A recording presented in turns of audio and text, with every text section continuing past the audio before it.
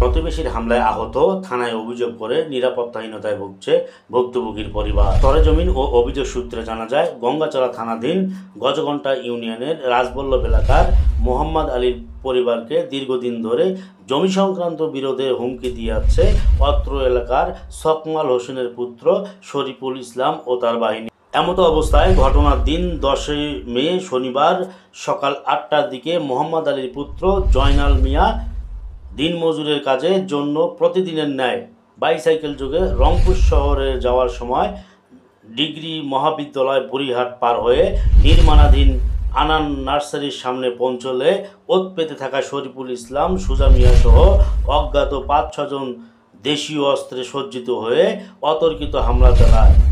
এ সময় জয়নাল মিয়ার শরীরের বিভিন্ন জায়গায় ছুরির আঘাত করে। তার চিৎকার চেঁচামেচি শুনে পথচারীরা দৌড়ে ঘটনাস্থলে এগিয়ে আসলে শরীফুল ইসলাম ও তার বাহিনী প্রকাশ্যে জীবননাশের হুমকি সহ নানা ধরনের ভয়ভীতি দেখিয়ে দ্রুত ঘটনাস্থল ত্যাগ করেন।